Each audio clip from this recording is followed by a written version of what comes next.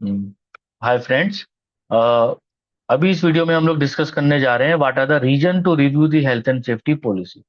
कि क्या कारण होते हैं कि हमें हेल्थ एंड सेफ्टी पॉलिसी को हमें रिव्यू करना चाहिए, या what are the circumstances likely to have prompted the policy review, या ऐसे कौन से कारण यहाँ पे सर्कमस्टांसेस परिस्थितियां डेवलप हो गई हैं कि जिसकी वजह से मुझे अपनी पॉलिसी को रिव्यू करना चाहिए। यस। सो आफ्टर, जैसे क्वेश्चन यहाँ पे आंसर है, पॉलिसी को रिव्यू करना चाहिए after passage of time. Generally हमारा जो पॉलिसी होता है वंस इन ए ईयर हमें रिव्यू करना है। तो यहाँ पे एक चीज है कि जो पॉलिसी रिव्यू एंड अमेंडमेंट जब हम लोग डिस्कस करते हैं, तो पॉलिसी रिव्यू का मतलब ये नहीं है कि आपको पॉलिसी को चेंज करना है। ये बहुत एक इम्पोर्टेंट पार्ट है। ये हमें जो हम लोग जब पढ़ते हैं इन चीजों को, तो लगता है कि पॉलिसी चेंज करना करना है एनुअली। यहाँ पे हम लोग ये डिस्कस नहीं कर रहे कि पॉलिसी आपको चेंज करना है, रिव्यू करना है। रिव्यू करने का क्या मतलब है कि जब आप मान के चलते हैं कि अपने स्कूल कॉलेज के टाइम में आप घर से बाहर निकले, और बाहर निकलने से पहले आपने शीशे में अपने आप को देखा कि आपने प्रॉपर यूनिफॉर्म पहना हुआ है, टाई पहना हुआ है, हेयर को कॉम्ब किया हुआ है, कुछ वहां पे स्पॉट तो नहीं आ रहा है। तो ये सब चीज आप देख रहे हैं मिरर में अपने आप को रिव्यू कर रहे हैं। इसका मतलब ये नहीं है कि आपको कुछ वहां पे चेंज करना है। ठीक है, तो ये चीज क्या है, आपको रीलुक करना है अपनी पॉलिसी को। क्योंकि जैसे 3 मंथ्स का टाइम है, 6 मंथ का, 1 ईयर का टाइम है, तो कुछ चेंजेस हुए हैं आपके वर्क प्लेस पे, नहीं हुए। यदि आपके वर्क प्लेस पे कोई भी चेंजेस नहीं हुए हैं, तो आपको पॉलिसी को चेंज करने की, अमेंडमेंट करने की कोई जरूरत नहीं है। ये याद रखिए। जनरली यदि जैसे मैन्युफैक्चरिंग प्लांट्स होते हैं जहाँ पे एक बार प्लांट सेटअप हो गया, जैसे कोई ऑटोमोबाइल कंपनी होती है, वो अपना प्लांट सेटअप करते हैं, फॉर एग्जाम्पल फोर्ड है। तो उन्होंने अपना ऑटोमोबाइल प्लांट कहीं पे सेटअप किया, तो वो प्लांट सेटअप किया है, तो वो 50 साल, 100 साल तक के लिए सेटअप किया गया है कि आगे इससे प्रोडक्शन होता रहेगा। तो उनका जो मशीन है वो फिक्स रहता है, ऑपरेटर फिक्स रहता है।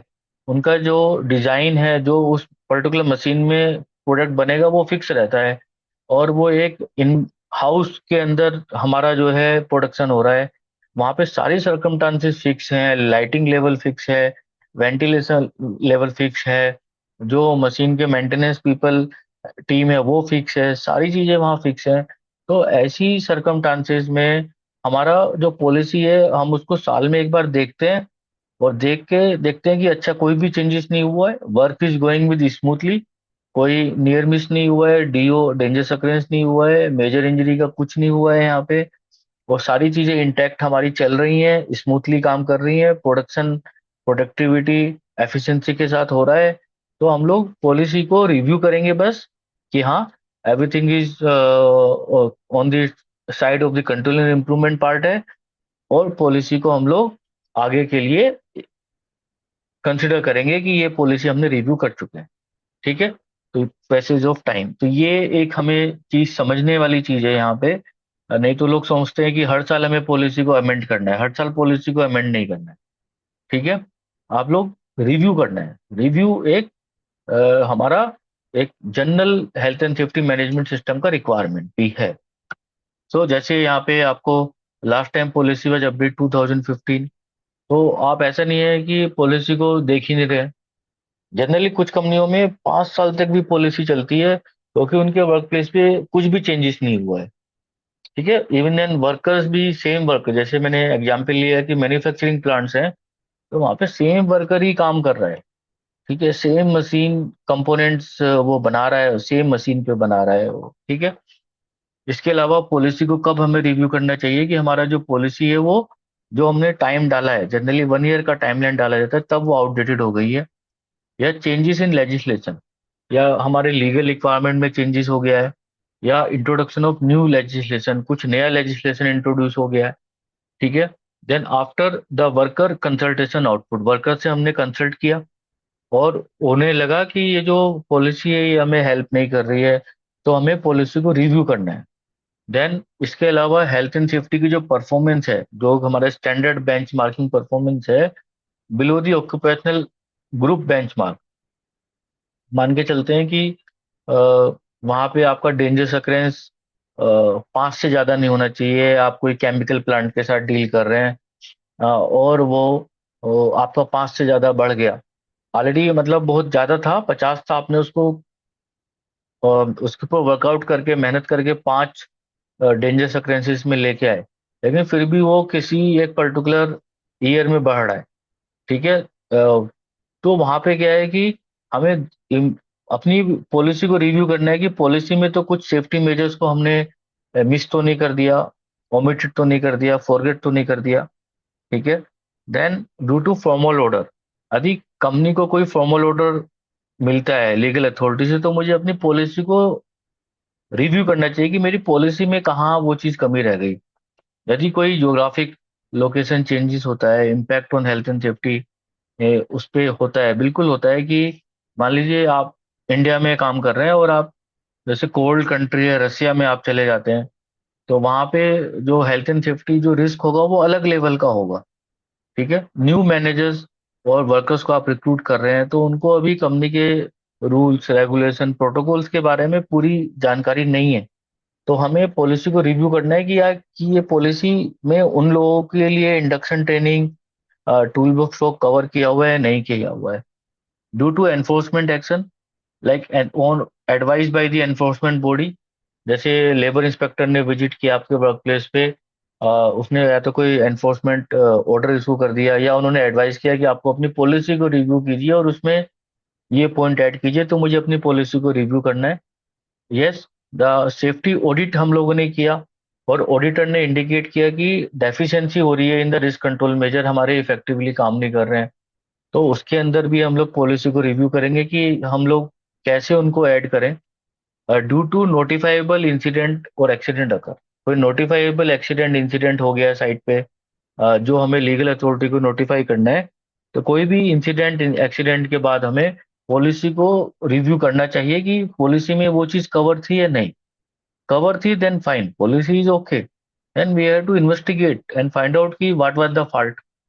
देन यदि कोई भी आपका सिग्निफिकेंट चेंजेस होता है मेथड या मेथड स्टेटमेंट में, आप कंस्ट्रक्शन सेक्टर में हैं, आप किसी पर्टिकुलर पिलर को आप पाइलिंग कर रहे हैं, उसके मेन मेथड स्टेटमेंट में चेंज कर रहे हैं, तो पॉलिसी में वो हमें देखना चाहिए कि वो हमारा पार्ट कवर है या नहीं।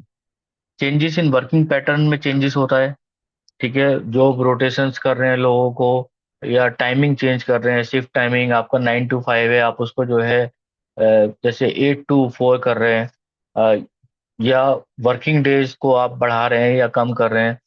इसके अलावा health and safety representative request, वो क्योंकि they are the more competent people in health and safety, उनका रिक्वेस्ट है तो पॉलिसी को रिव्यू करना है।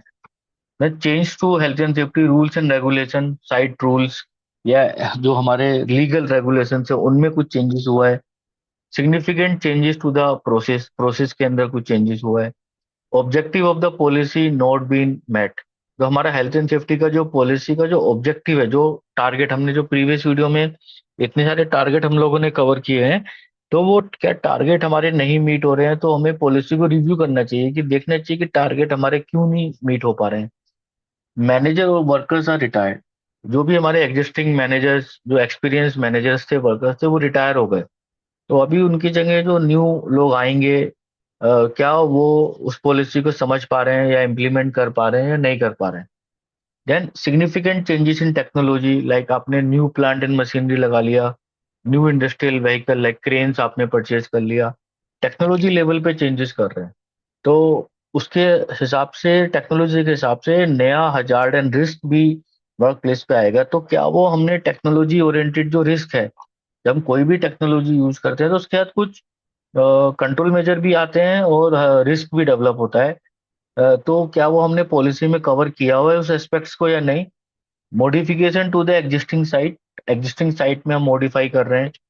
देन आफ्टर द वर्कर ने कंप्लेंट किया है तो पॉलिसी को करना है, रिव्यू करना है कि पॉलिसी को क्या हम लोग ऐड ऑन करें, या health and safety guidance documents जो एचएससी ने बनाए हुए हैं उनके अंदर कुछ चेंजेस होता है, या जो मैनेजमेंट या ऑर्गेनाइजेशनल स्ट्रक्चर के अंदर कुछ मेन चेंजेस होता है, सिग्निफिकेंट चेंजेस होता है, तो भी मुझे अपनी पॉलिसी को रिव्यू करना चाहिए। या ओनरशिप है, जैसे बहुत सारी कंपनियां होती हैं, बड़ी कंपनियां, वो छोटी कंपनियों को एक्वायर करती हैं, तो जो उनका जो ओनरशिप लेवल है वो चेंज होता है। ओनरशिप लेवल जब चेंज होता है तो जो बड़ी कंपनियों का जो स्ट्रॉन्ग पॉलिसी होता है वो उस पे एम्फेसाइज करते हैं कि ये पॉलिसी, बड़ी कंपनी की जो पॉलिसी है वो फॉलो की जाए। उस समय भी हमें ये पॉलिसी को रिव्यू करना चाहिए। Then significant changes in key personnel and role of the person, जैसे न्यू एमडी अपॉइंट हो गए या न्यू सीईओ आ गए, तो उनका जो ऑब्जेक्टिव है वो सबका ऑब्जेक्टिव सेम ही है, zero harm, zero accident, zero incident. लेकिन उनका जो वे ऑफ अचीविंग और जो टारगेट हो सकता है कि वो ज़्यादा ऑडिट करवाएं, ज़्यादा रिपोर्टिंग सिस्टम पे फोकस करें, तो वो हमें पॉलिसी को रिव्यू करना जरूरी है। या यदि आप पॉलिसी को रिव्यू नहीं करवाएंगे तो जो न्यू एमडी है वो बोल सकते हैं कि ये जो टारगेट हम लोग क्यों नहीं अचीव कर पा रहे हैं, तो वो उनकी नॉलेज में लाना बहुत इंपॉर्टेंट पार्ट है। The result from accident incident investigation indicate that policy no longer effective. तो बार बार एक्सीडेंट इंसिडेंट हो रहे हैं और इन्वेस्टिगेशन हुआ, और इन्वेस्टिगेशन में ये आउटकम आया है कि जो पॉलिसी है ये काम नहीं कर रही है, क्योंकि पॉलिसी में मान लीजिए कोई एक्टिविटी स्टार्ट हो रही है, उसके लिए एसओपी बनाना था, तो ये चीज पॉलिसी में नहीं लिखी हुई है, और उसके अकॉर्डिंगली हमें कंट्रोल मेजर्स लगा के वर्कर को पीपी देना था, तो ये जो पॉलिसी का जो मेन डॉक्यूमेंट है उसमें मेंशन नहीं किया गया। तो हमें पॉलिसी को रिव्यू करना चाहिए। यदि हमारा significant changes in the working practices, ठीक है, after an audit policy become ineffective, already cover किया हुआ है। Yes, due to major incident accident, यदि हमारी साइट पे कोई भी मेजर इंसिडेंट या एक्सीडेंट होता है, तो हमें पॉलिसी को रिव्यू करना चाहिए कि ऐसा तो नहीं है वो चीज मेरी वहां से मिसिंग हो रही है या forget. Yes, significant legal argument. Yes, then the main managers या वर्कर्स ट्रांसफर हो गए, एक डिपार्टमेंट से दूसरे लोकेशन पे ट्रांसफर हो गए, या changes to workforce, new recruitment आ गया, उसमें कुछ टेम्पररी वर्कर्स हैं, कुछ यंग वर्कर्स हैं, कुछ वहाँ पे कॉन्ट्रैक्टर वर्कर्स भी आए हुए हैं, या स्टाफ टर्नओवर इंक्रीज हो गया suddenly due to health and safety issues. तो ये देखना है कि वर्कर छोड़ के जा रहे हैं उनको, कोई प्लांट है, प्रोसेस प्लांट है, उसमें उनको बार बार उनको सिकनेस एब्सेंटेज उनका हो रहा है, और उन्होंने डिसाइड किया छोड़ के जा रहे हैं, तो हमें पॉलिसी को रिव्यू करना चाहिए कि हमने उनकी प्रॉपर वेलबींग को कवर किया हुआ है नहीं। या इसके अलावा आपका रिस्क कंट्रोल जो मेजर मेथोडोलॉजी है वो रिवाइज हो गया, किया है, उसमें न्यू हजार्ड रिस्क डेवलपमेंट किया है। कि पुराना जो रिस्क असेसमेंट था उसमें आपका बहुत सारी हजार्ड या रिस्क को कवर नहीं किया हुआ था, लेकिन अभी आपको कवर करना है। ठीक है। एंड जो आपका हेल्थ एंड सेफ्टी लेजिस्लेशन है या कंपनी का खुद का एक रूल है कि उसमें हमें रिव्यू करना है पॉलिसी को, तो हमें उसके अकॉर्डिंग हमें रिव्यू करना है। आपका हेल्थ एंड सेफ्टी स्टैंडर्ड्स, जो भी स्टैंडर्ड है मार्केट में, ओसा स्टैंडर्ड्स है या एचएससी स्टैंडर्ड है, उनमें कुछ सिग्निफिकेंट चेंजेस होता है। यस, या जो आपके एग्जिस्टिंग मैनेजर्स हैं या वर्कर्स हैं उनको प्रमोशन दे दिया गया, कि वो एक पर्टिकुलर डिपार्टमेंट को देख रहे थे, अभी वो दूसरे डिपार्टमेंट को देख रहे हैं। तो जो एग्जिस्टिंग डिपार्टमेंट था उसके बारे में उन्हें हेल्थ एंड सेफ्टी का आइडिया था, लेकिन अभी न्यू डिपार्टमेंट्स के बारे में क्या उनको आइडिया है या नहीं, उनको प्रॉपर इंडक्शन, ट्रेनिंग, रिक्वायरमेंट्स देना पड़ेगा, तब जाके वो उस पर्टिकुलर डिपार्टमेंट के सेफ्टी टारगेट को कवर कर सकते हैं। इसके अलावा कोई significant changes in safe system of work, SOP या मेथड स्टेटमेंट में चेंजेस हुए हैं, ऑलरेडी ये ऑप्शन मैंने पहले भी कवर किया हुआ था। तो ये इस पर्टिकुलर वीडियो में हम लोगों ने कवर किया है कि ऐसे कौन से रीजन्स हैं to review the health and safety policy, तो हमें रिव्यू करना है। इसके अलावा यदि और कोई भी रीजन्स हैं जो आपकी नॉलेज में है, तो आप कमेंट सेक्शन में कमेंट कर सकते हैं, ताकि उन रीजन्स को भी हम लोग अपनी इस वीडियो में ऐड कर सकते हैं। So I will say thank you for watching this video. Kindly like, share and subscribe this video.